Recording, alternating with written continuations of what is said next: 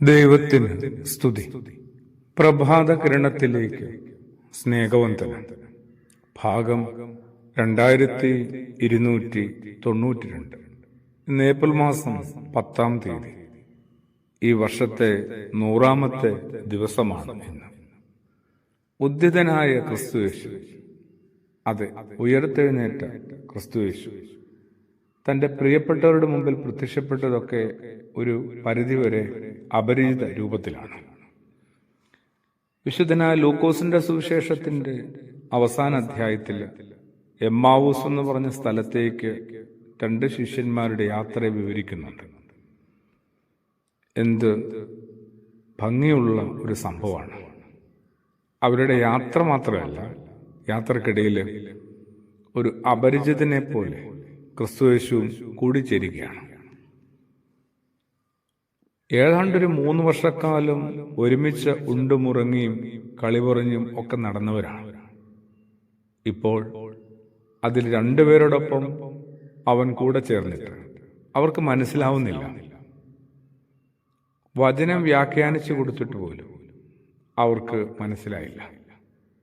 ഒടുവിൽ ക്രിസ്തുയേശു തന്റെ സഹജമായ സ്നേഹത്തിൽ, ആർദ്രതയിൽ, അനുകമ്പയിൽ, കരുണയിൽ അത്താഴത്തിന്റെ അപ്പം മുറിച്ചു കൊടുത്തപ്പോൾ ആ ശരീരഭാഷയിൽ നിന്ന് ആ ശിഷ്യന്മാര് യേശുവിനെ തിരിച്ചറിയുന്നു.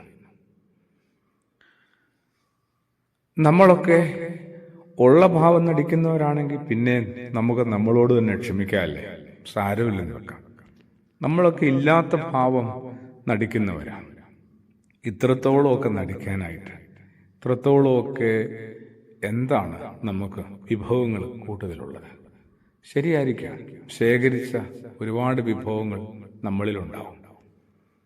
അതിനേക്കാളും ഒക്കെ അപ്പുറത്ത് തമ്പുരാന്റെ ഏറ്റവും വലിയ ദാനമാണ് ഈ ജീവനെന്ന്, തുടർന്നുള്ള ഈ ജീവിതമെന്ന് തിരിച്ചറിയാൻ ശ്രമിച്ചാൽ, അതിനുള്ളൊരു ഏകാഗ്രതയും ബോധവും ധ്യാനവും ജാഗ്രതയും കാണിച്ചാൽ നമ്മളൊക്കെ എത്ര വേഗം കുറെ കൂടി ചെറുതാവും.